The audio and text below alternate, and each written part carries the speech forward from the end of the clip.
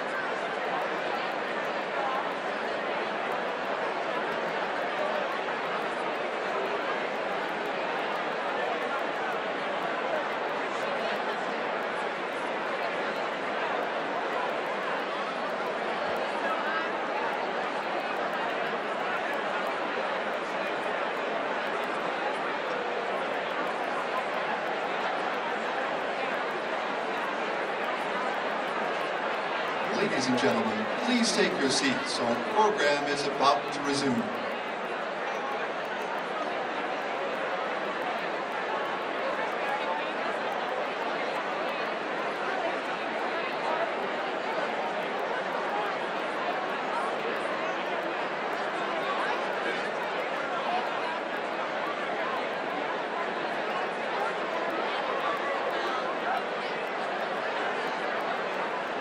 Gentlemen, please take your seats. Our program is about to resume.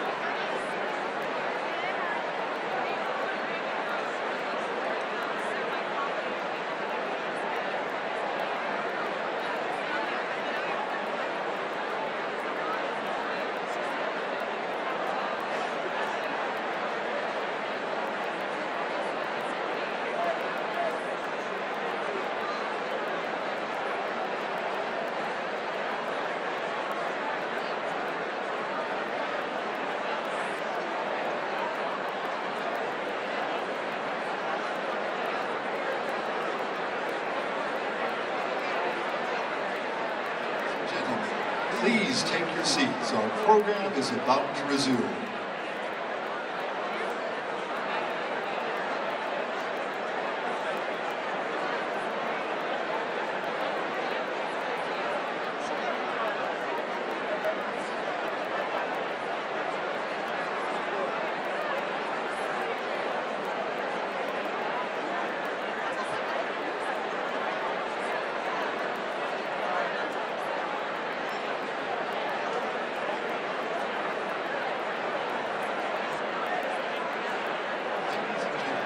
Please take your seats. The program is about to resume.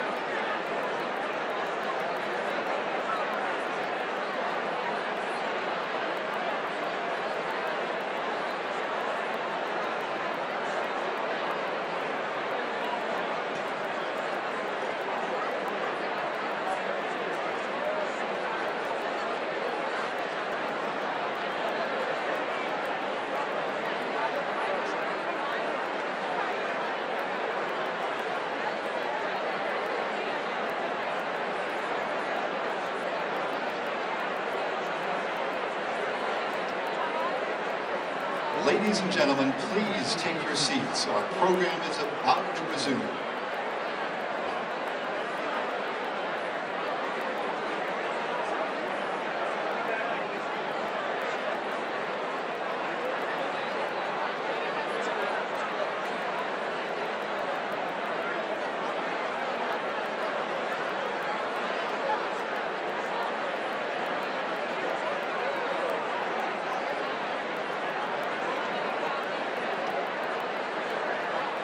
Ladies and gentlemen, now to open this evening's program, a surprise appearance by the President, or at least a President.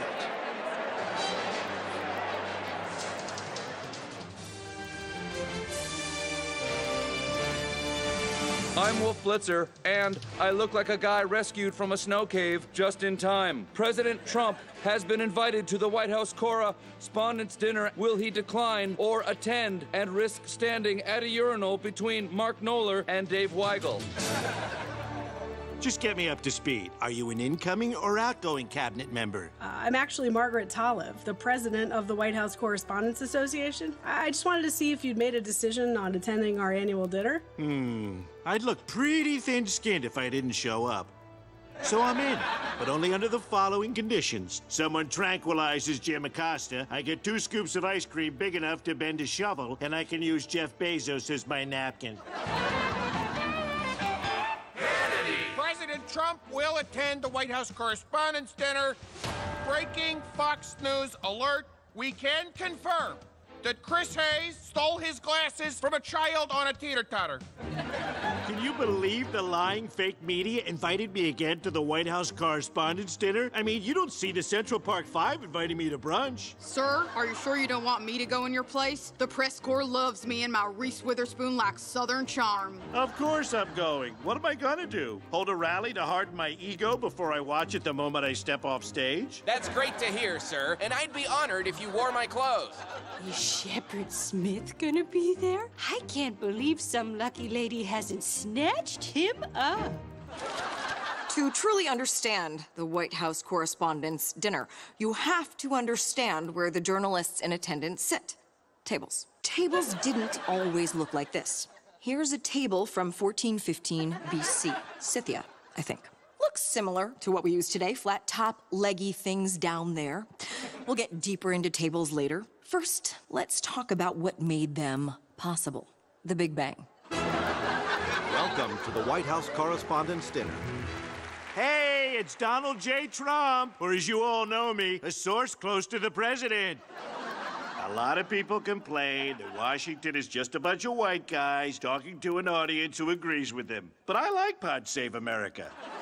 Now, where's the Sinclair media table? Right here, Almighty Trump. The Tribune merger's going through. But tonight, we're really here to honor some great people. For example, Maggie Haberman. Remember that lunch at the Trump Grill? You got the scoop on my presidential bid. And I got the bacon cheeseburger and licked the ketchup lid. We go wrong? Was it when I called you a Hillary flunky? You don't pay. Stop pretending your paper's integrity. You work with Brett Stevens. There's only so much a Rasmussen poll can do. Where did we go wrong? I've already lost Kill Me, and I can't lose you. Where did we go wrong? Maggie Haberman. You don't pay our loan. Congratulations to tonight's honorees. I look forward to locking you all up in the coming years.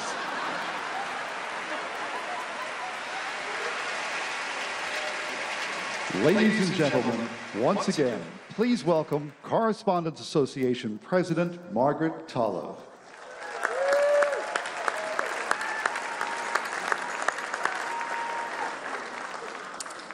Thank you. Good evening, everyone.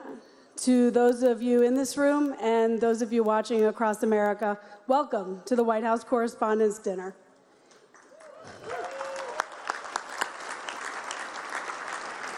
In this room, we are Republicans and Democrats and independents, people of all economic classes, races, religions, and gender self-identifications. My name is Margaret Tolov. I am senior White House correspondent for Bloomberg News and a CNN contributor, and I'm so very proud to serve as your president of the White House Correspondents Association.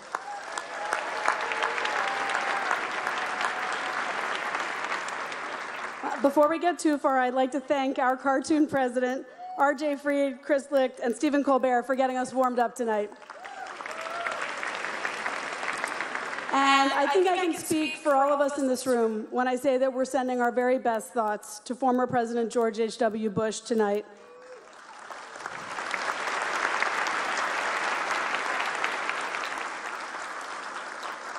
He was, of course, a repeat guest at our dinner, and he's been recovering after his hospitalization and, of course, the passing of former First Lady Barbara Bush, his wife of 73 years. And I was listening to old tapes of 41's monologues as I got ready for the dinner.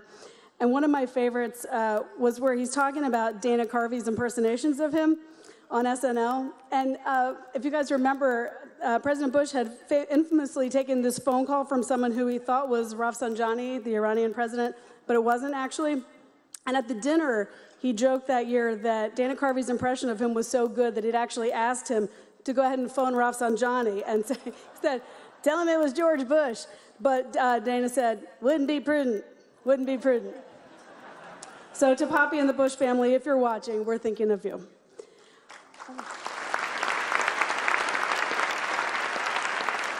I'd also like to acknowledge our student scholarship recipients in the audience tonight and our journalism award winners whom you'll meet later. This night is about you and what you've accomplished and the promise of what's yet to come. Yesterday, we held a luncheon for the scholars, and we paired them up with mentors, and then they got a visit from House Speaker Paul Ryan, who was amazing. He spoke eloquently about the role of journalism and the next generation of journalists, and then this happened. The U.S. president, the same one who has called American journalists the enemy of the people, welcomed these scholars to the White House, and he and his team rolled out the red carpet like they literally rolled out a carpet.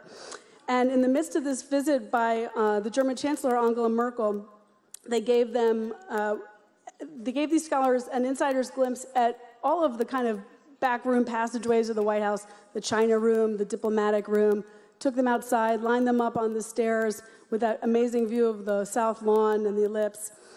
And then they were invited to meet with the president and with Vice President Mike Pence and to pose for photos. And the president and the vice president went to each scholar hand by hand, shook their hand, greeted them, who are you, where do you go to school? The president asked them if they were sure they actually wanted to become journalists. But then he praised journalism as, and I quote, a great profession, and also asked how quickly they could get to work so that they could kick us out and replace us. After the president left, I asked the students how they felt. And like a group of them all responded simultaneously with one answer. They said, "That was surreal." And we nodded because we know the feeling. Tonight is an important night for everyone who cares about good journalism. We're all here, all of us, because we cherish the First Amendment, we love the news, and we believe in the power of reporting to raise up and better the lives of all people. That includes coverage of the White House, to be sure, and threats like international terrorism or Russian election interference. But it also applies to local stories all across the country. It applies to how we cover natural disasters and school shootings and the U.S. gymnastics scandal and Me Too and pilots who pull off amazing disaster landings and save most of the people on board. Real news is sometimes happy, it's sometimes funny and heartwarming, and often it's heartbreaking or critical or makes you angry. But we reject efforts by anyone, especially our elected leaders, to paint journalism as un-American, to undermine trust between reporter and reader,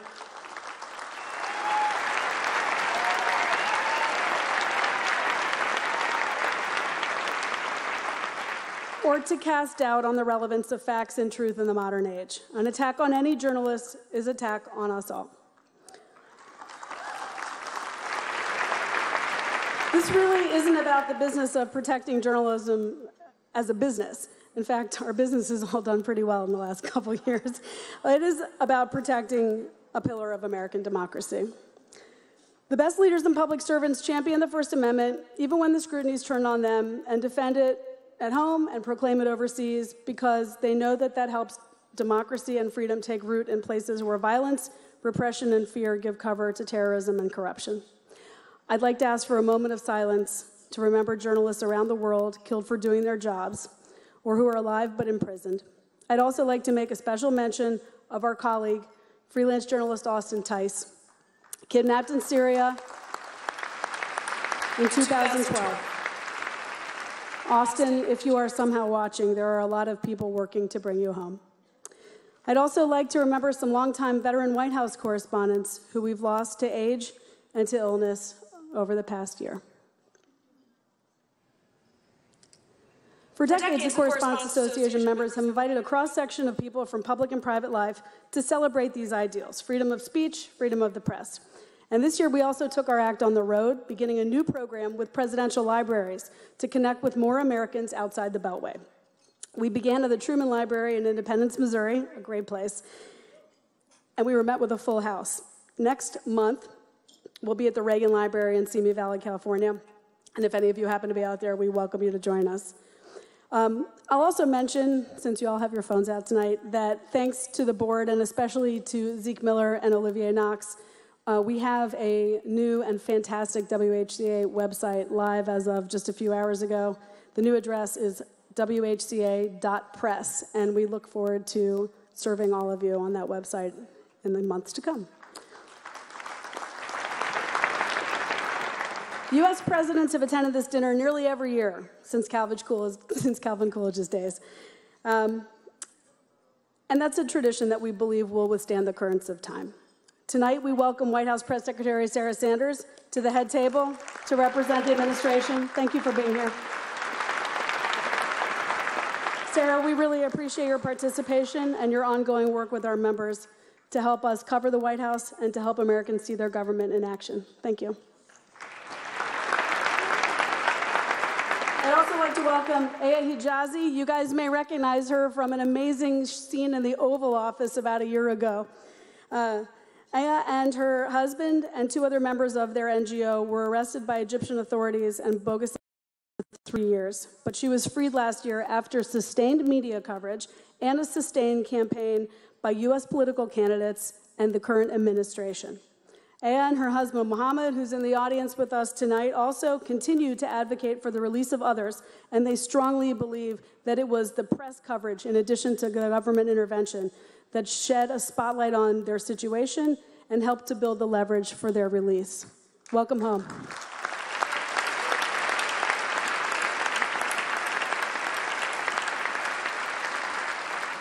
And of course, we have with us nice lady Michelle Wolf, but more on you later. I'd also like to call out all of my fellow board members, Zeke Miller, Alicia Jennings, Todd Gilman, John Decker, Julie Pace, Doug Mills, John Carl, and Vice President Olivier Knox, who will succeed me later this year and who will do a terrific job. Steve Thomar, our new executive director, has brought his passion for White House coverage to the job. No one can ever replace Julie Wiston, who's in the audience tonight, but Steve, we are so thrilled to have you aboard. And of course, George Lehner, the WHCA's attorney, who does an amazing, amazing job for us. Thank you. And I'd also like to thank the staff of the Washington Hilton, all of you. You treat us like family. We couldn't do this without you, and we appreciate you so much.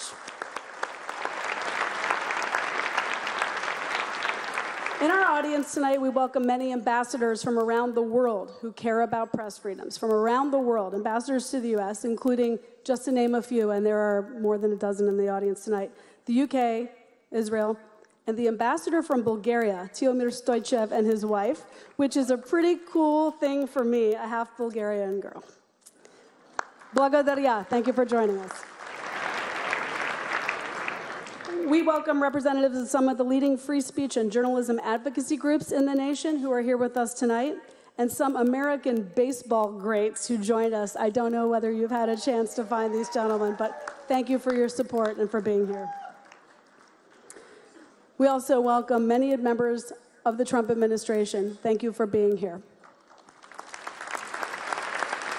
And we welcome the leadership of the White House Historical Association, several presidential historians, and representatives from the University of Maryland at College Park, whom we selected as our partners this year to build a pool report archives. This is an incredible project that all of the board and Major Garrett of CBS and I have been working on for a few years now, and we are thrilled that we'll be able to bring this live in the next year or two. There are some other people in the room who I'd love to mention because, as our president always says, it takes a village. But in all seriousness, please stand and remain standing if you are a past president of the White House Correspondents Association, a current member of the White House Correspondents Association or the White House Press Corps.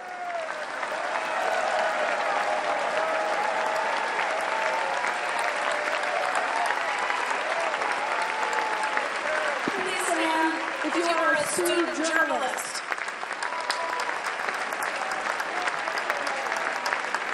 Please stand if you serve in the current administration or Congress or elected office anywhere in this country.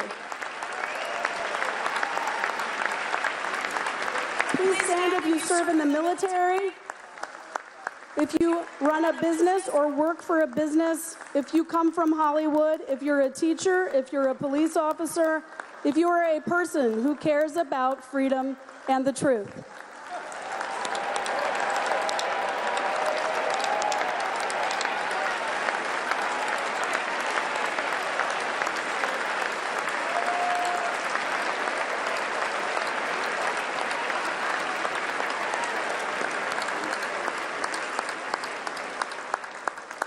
As a personal privilege, I'd also like to take a moment to thank my editors and teammates at Bloomberg News, starting with Editor-in-Chief John Micklethwaite, with Wes Kosova, with Craig Gordon, with Alex Wayne, with all of the White House team and everyone else in the Bloomberg newsroom, for the extraordinary support that they've given to me and to this organization over the past 6 years, and for your patience. I will be back to work soon, I promise. It's an amazing news organization. And I'd like to thank my dear family and friends and loved ones who are here to support me tonight. To my girls, Abby and Maggie, I'm so proud of you both.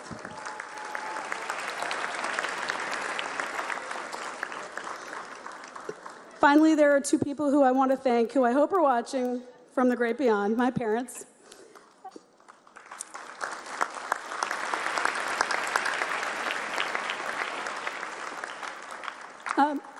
My father, Ilya Talev, was born and raised in Sofia, Bulgaria. And he and his brother escaped in the early 1960s because they feared for what their future would be in what was then a repressive communist regime. They came to the U.S. because America welcomed them and because they longed for the promise that America held. My mother was born American, but like our current president, she was captivated by the drive and self-determination of a young, dashing immigrant.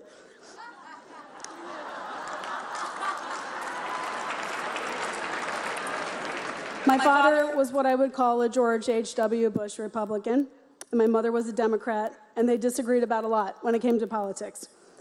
And I became a journalist in large part because of those debates that unfolded at the dining room table each night. But one thing that they agreed on was that what has always made America great is the ability to disagree publicly, to have facts, to make informed arguments and the counter-arguments for whatever the subject might be, welfare, taxes, war, religion, to speak your mind without fear of beating or arrest or seizure of assets or death. And journalism gives us the information to do that. My father risked everything to come to this country because of our ideals. And for him, the First Amendment might just have been the most important of all. As I see it, it's my job to do all I can to live up to that legacy and preserve it. Thank you.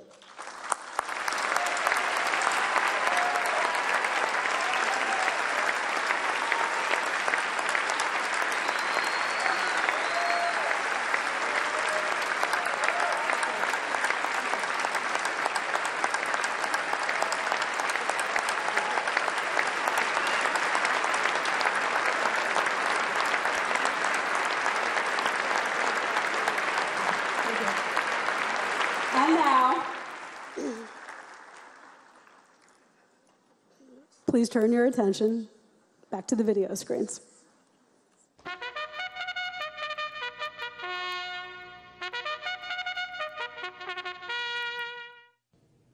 Good evening, everyone. Paul Ryan here. I'm sorry that the Correspondents Association decided against my idea to have the dinner in Janesville this year. So, unfortunately, I'm not able to be with you there tonight. Instead, Jana and I will be spending the evening freshening up my LinkedIn page. Waiter at Tortilla Coast, 1991 to 1994. You know, I'm looking forward to figuring out whatever is next for me, but I'm going to miss sparring with the press every day. Baraboo. Sorry, somebody spoke out, not calling on you. Baraboo. In fact, boredom is probably my biggest worry for life after Congress. Luckily, Boehner texted me the other day, and he said he found something that helps him chill out. It's something to do with grass. I don't really know.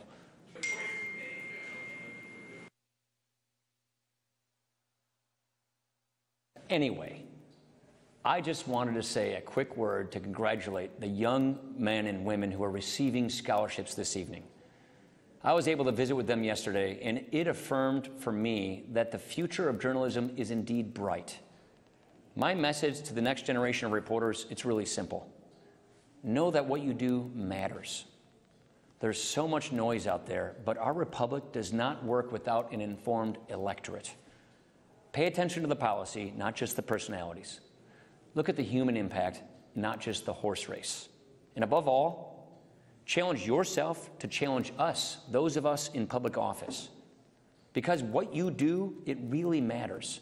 It provides transparency and accountability.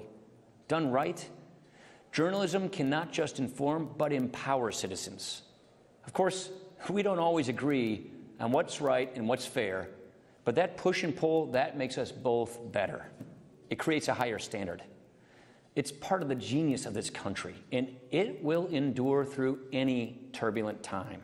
So tonight, I say cheers to the First Amendment, and again, offer my congratulations to the scholarship winners. Have a great night.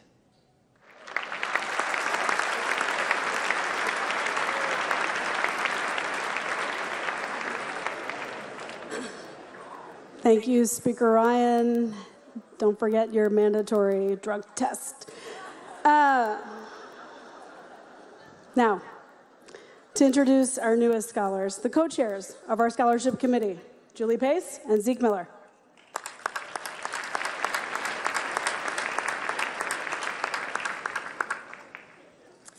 This year's scholars come from 11 universities across the country, and we're happy to introduce you to them all now. Please hold your applause until all of the scholars have been announced. From Arizona State University, Ariana Bustos. From Columbia University, Hiba Dilwadi. From George Washington University, Devone Morales. From Grambling State University, Taylor Davis, the recipient of the Trust in Reporting Scholarship co-sponsored by the WHCA and Thomson Reuters. From Howard University, Maya King, the recipient of the Harry S. McAlpin Scholarship. Also from Howard University, Kyra Azor and Alexa Amani Spencer. From Iowa State University, Mary Kahn, recipient of the Hugh S. Society Scholarship in Print Journalism, co-sponsored by the WHCA and the White House Historical Association. From Northwestern University, Ricky Zip. Also from Northwestern University, the recipients of the Deborah Oren Scholarship, Oyen Falana and Ginny Hernandez. From Ohio University, Lauren Fisher of Cincinnati. Also from Ohio University, Jessica Hill of Akron, Ohio, and Kat Tenbarg of Cincinnati. From the University of California at Berkeley, Alondra de la Cruz of Newman, California. From the University of Maryland, Simrat Akilu of Rockville, Maryland. Simrat represents 4 scholarship winners at Maryland. And from the University of Missouri, Alex DeRozier, Jamie Dunaway, Renee Hickman, Surin Kim, Shanita Kathleen Martin, Jonah McEwen, Miranda Moore, Kara Tabor, and Rachel Wegner. Please join us in congratulating all of these scholarship winners.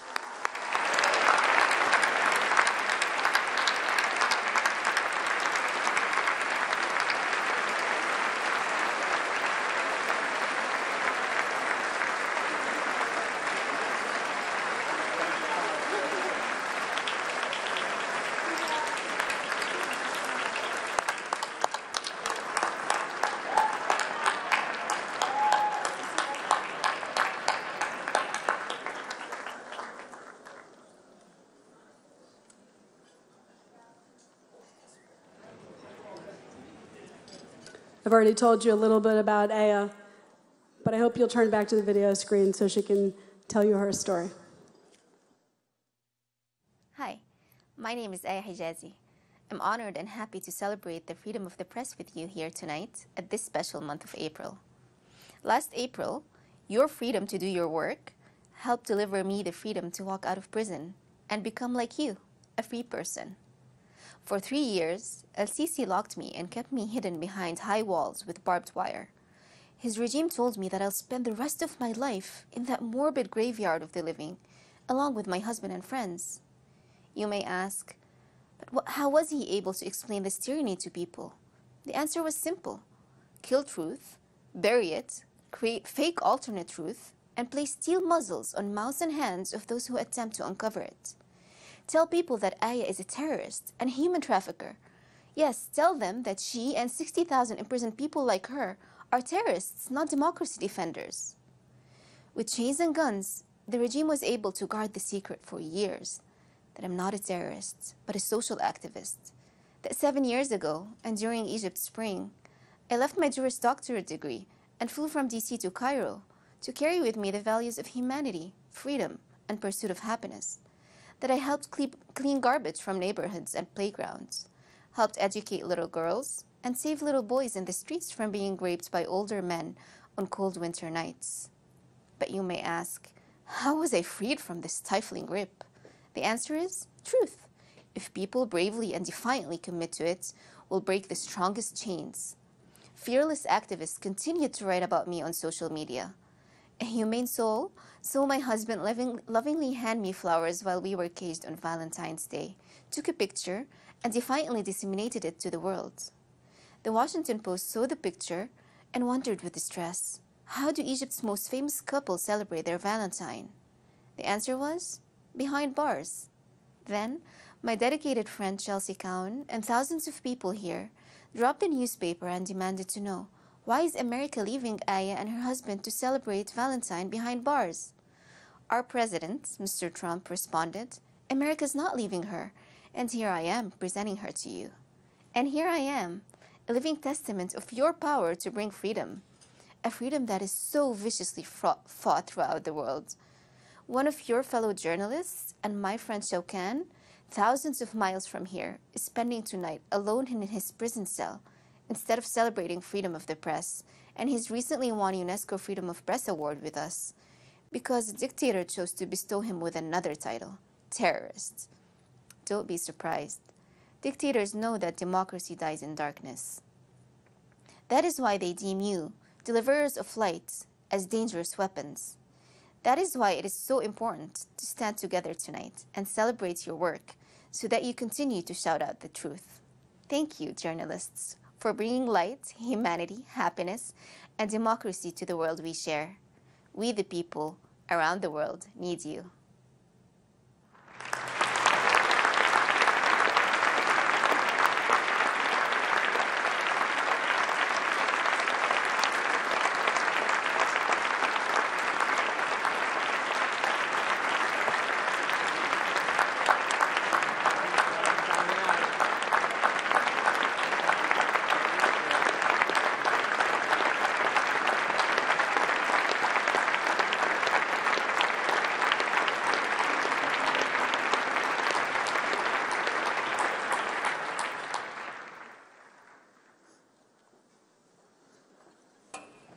Thank you for sharing your story.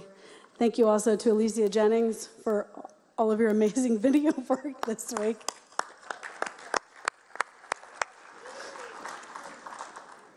Each year, our awardees are decided by an independent panel of judges, a process organized by Ellen Shearer.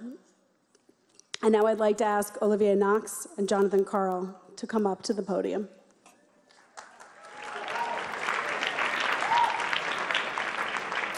Good evening. First, the Aldo Beckman Award, an award for presidential news coverage that recognizes a correspondent who personifies the journalistic excellence as well as the personal qualities exemplified by Aldo Beckman, the award-winning correspondent of the Chicago Tribune and former WHCA president. The award goes to Maggie Haberman.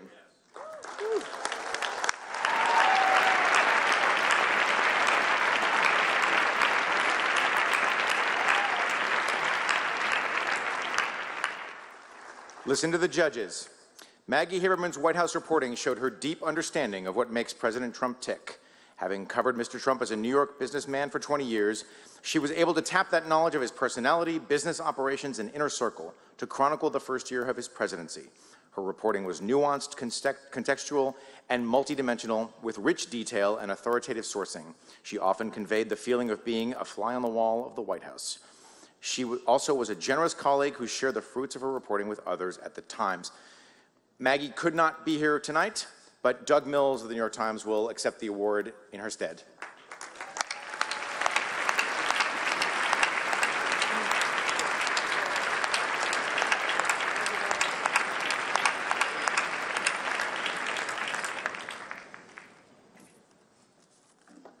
First of all, quick shout out. Brooks Robinson is in the room tonight. Brooks Robinson is here.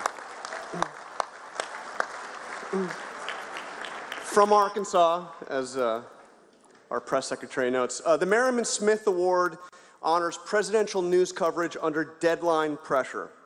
The award is in memory of the late, great Merriman Smith of United Press International, a White House correspondent for more than 30 years. It is given in two categories: broadcast and print.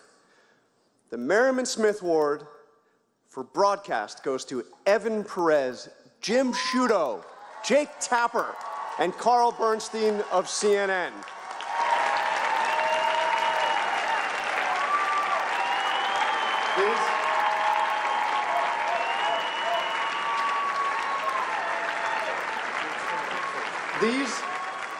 These four journalists and a number of other CNN reporters broke the story that the intelligence community had briefed President Barack Obama and President-elect Donald Trump that Russia had compromising information about Mr. Trump. You may remember that story. The CNN team later reported that then FBI Director James Comey personally briefed Trump about the dossier. The judges called their reporting breaking news at its very best.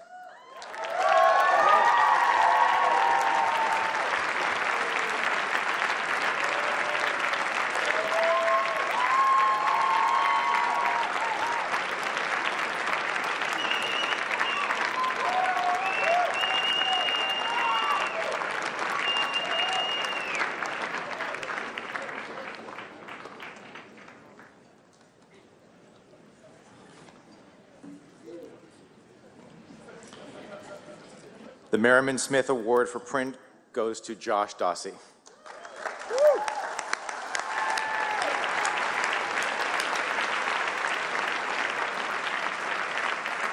Josh's story about the resignation of White House Press Secretary Sean Spicer grabs the reader from the opening sentence.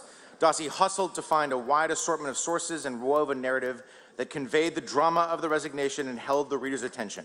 While the resignation story was widely covered, Dossie reported details others simply did not have. Beautifully reported and written, say the judges. Congratulations.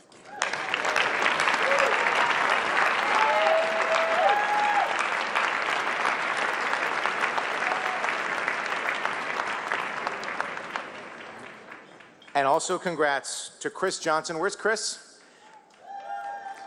Honorable mention in the Merriman Smith Award, Chris Johnson of the Washington Blade. Well done, lad.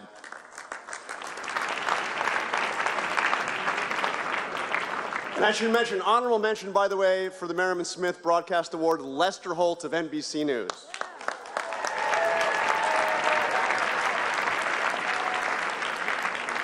Okay. The Edgar A. Poe Award. Edgar A. Poe Award honors excellence in news coverage of subjects and events of significant national or regional importance to the American people.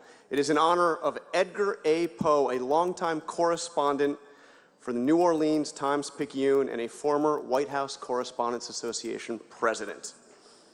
In selecting a recipient, the judges will be looking for excellence in stories with fairness and objectivity. So, the Edgar A. Poe Award goes to Jason Zepp, Peter Eisler, Tim Reed, Lisa Girian, and Grant Smith, and Team Reuters for their report, Shock Tactics.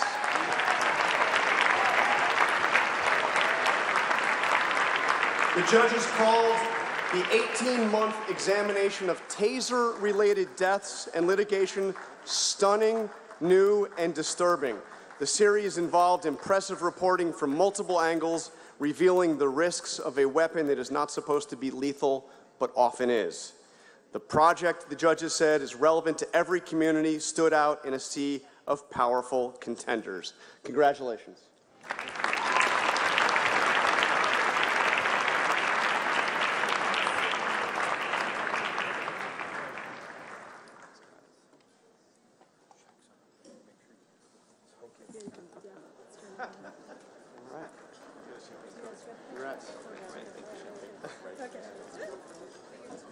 And the honorable mention for the Edgar A. Smith Award goes to,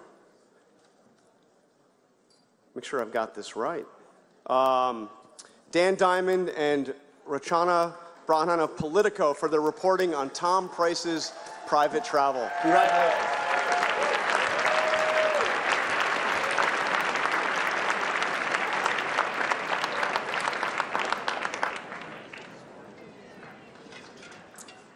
And to Maggie and her husband and all of your family, we're thinking of you tonight.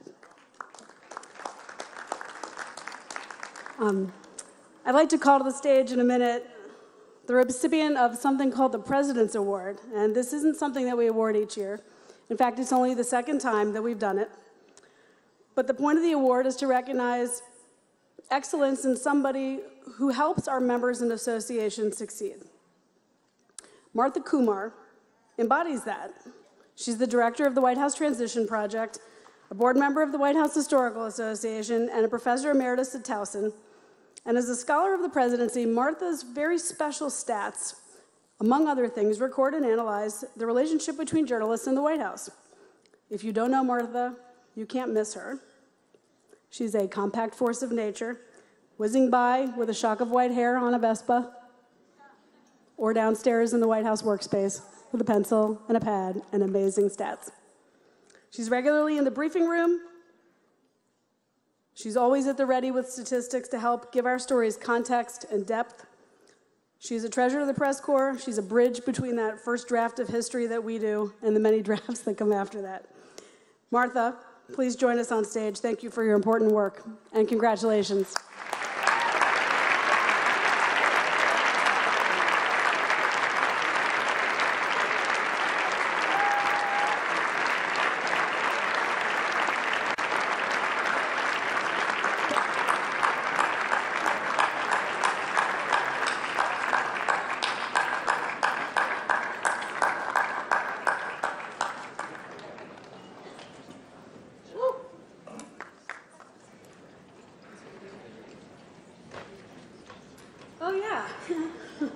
And now,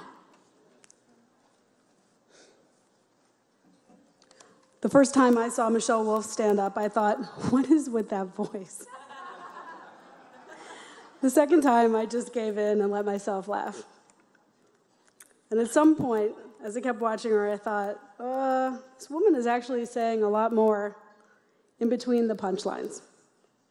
Michelle Wolf was not always a professional comedian. She grew up in Hershey, Pennsylvania, ran high school track, and worked at Bear Stearns and J.P. Morgan Chase first. Figures that's who a Bloomberg reporter would pick. She's written for Seth Meyers. She had a regular gig on Trevor Noah's show, and then, wow, that big HBO special last year. And right after we signed her for the dinner, we found out she was going to be doing a Netflix series. So I don't know when she had time to do this, but we're thrilled that you did. She's not really a political comedian by training. She's not of Washington. But if 2016 taught us anything, it's that we should be listening to more people outside of Washington. And if 2017 taught us anything, it's, hey, that means women.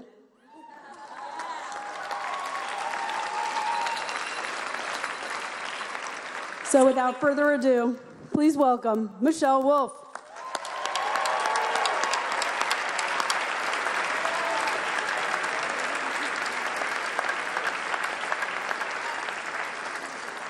All right, this is long. This has been long. Yeah. Good evening, good evening. Here we are, the White House Correspondents' Dinner. Like a porn star says when she's about to have sex with a Trump, let's get this over with. Yep, kiddos, this is here getting tonight. I'm gonna skip a lot of the normal pleasantries. We're at a Hilton, it's not nice. This is on C-SPAN, no one watches that. Trump is president, it's not ideal. The White House Correspondents Association, thank you for having me. The monkfish was fine. And just a reminder to everyone, I'm here to make jokes. I have no agenda. I'm not trying to get anything accomplished. So everyone that's here from Congress, you should feel right at home.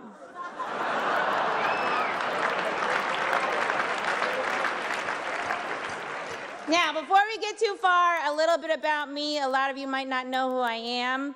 I'm 32 years old, which is an odd age. 10 years too young to host this event, and 20 years too old for Roy Moore. I know, he almost got elected. Yeah. It was fun. It was fun. Honestly, I never really thought I'd be a comedian, but I did take an aptitude test in 7th grade, and this is 100% true. I took an aptitude test in 7th grade, and it said my best profession was a clown or a mime. Well, at first it said clown, and then it heard my voice and was like, or maybe mime. Think about mime. And I know as much as some of you might want me to, it's 2018 and I'm a woman, so you cannot shut me up. Unless you have Michael Cohen wire me $130,000. Michael, you can find me on Venmo under my porn star name, Reince Priebus.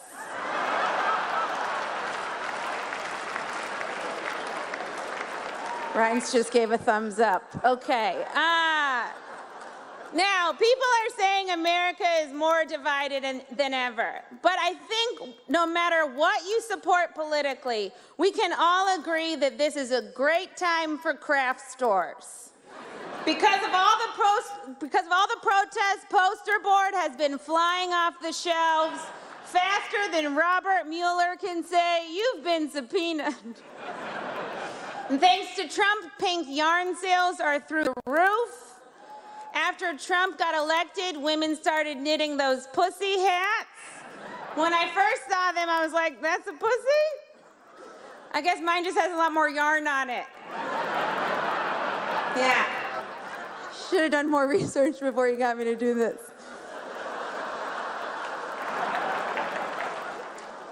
Now, there is a lot to cover tonight. There's a lot to go over. I can't get to everything. I know there's a lot of people that want me to talk about Russia and Putin and collusion, but I'm not going to do that because there's also a lot of liberal media here, and I've never really wanted to know what any of you look like when you orgasm. Except for maybe you, Jake Tapper. I bet it's something like this. Okay, that's all the time we have.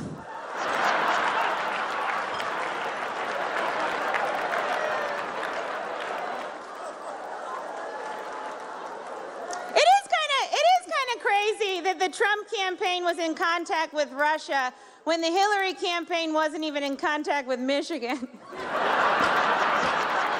It's a direct flight. It's so close. Of course, Trump isn't here, if you haven't noticed. He's not here. And I know I would drag him here myself, but it turns out the President of the United States is the one pussy you're not allowed to grab. He said it first. Yeah, he did. You remember? Good. Now, I know people really want me to go after Trump tonight, but I think we should give the president credit when he deserves it. Like, he pulled out of the Paris Agreement. And I think he should get credit for that because he said he was going to pull out, and then he did, and that's a refreshing quality in a man. Most men are like, I forgot. I'll get you next time. Oh, there's going to be a next time? And people say romance is dead.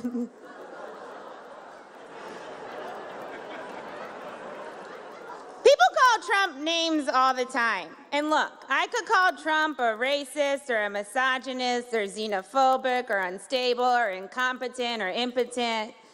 But he's heard all of those and he doesn't care. So tonight, I'm going to try to make fun of the president in a new way, in a way that I think will really get him.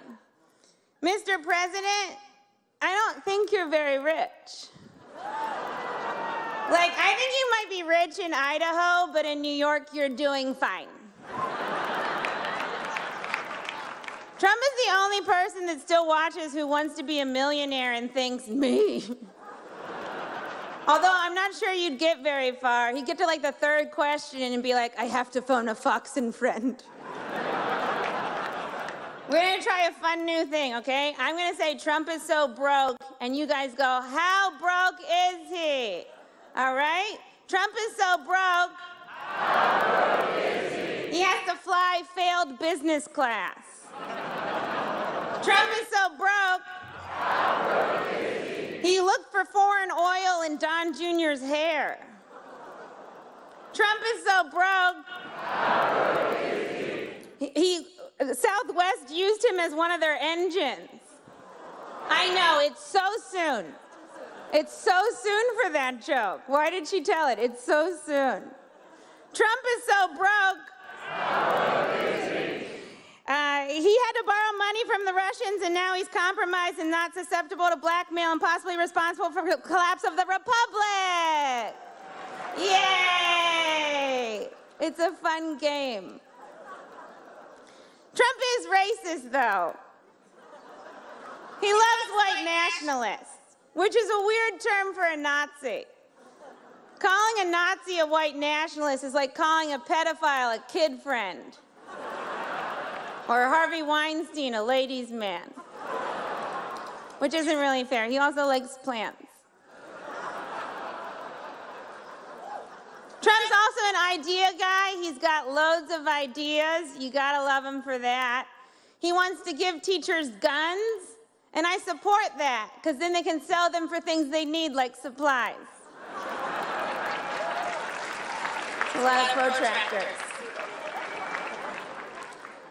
A lot of people want Trump to be impeached. I do not, because just when you think Trump is awful, you remember Mike Pence. Mike Pence is what happens when Anderson Cooper isn't gay. Mike Pence is the kind of guy that brushes his teeth and then drinks orange juice and thinks,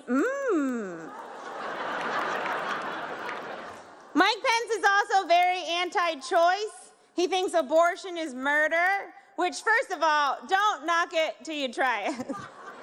And when you do try it, really knock it. You know, you gotta get that baby out of there. And yeah, sure, you can groan all you want. I know a lot of you are very anti-abortion, you know, unless it's the one you got for your secret mistress. It's fun how values can waver. But good for you. Mike Pence is a weirdo, though. He's a weird little guy. He won't meet with other women without his wife present. When people first heard this, they were like, that's crazy. But now in this current climate, they're like, that's a good witness. Which, of course, brings me to the Me Too movement. It's probably the reason I'm here. They were like, a woman's probably not going to jerk off in front of anyone, right? And to that I say, don't count your chickens. There's a lot of parties. Now, I've worked in a lot of male-dominated fields. Before comedy, I worked at a tech company, and before that, I worked on Wall Street. And honestly, I've never really been sexually harassed. That being said, I did work at Bear Stearns in 2008. So although I haven't been sexually harassed, I've definitely been fucked. Yeah, that whole company went down on me without my consent. And no men got in trouble for that one either. No, things are changing. Men are being held accountable. You know, Al Franken was ousted. That one really hurt liberals. But I believe it was the great Ted Kennedy who said, wow, that's crazy. I murdered a woman. Chappaquiddick in theaters now. I had a lot of jokes about cabinet members, but I had to scrap all of those because everyone has been fired. You guys are going through cabinet members quicker than Starbucks throws out black people. No, don't worry, they're having an afternoon. That'll solve it. We just needed an afternoon. Mitch McConnell isn't here tonight. He had a prior engagement. He's finally getting his neck circumcised. Mazel. Paul Ryan also couldn't make it. Of course, he's already been circumcised. Unfortunately, while they were down there, they also took his balls.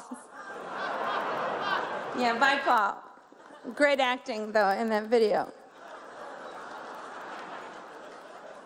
Now, Republicans are easy to make fun of. You know, it's like shooting fish in a Chris Christie. But I also want to make fun of Democrats. Democrats are harder to make fun of because you guys don't do anything.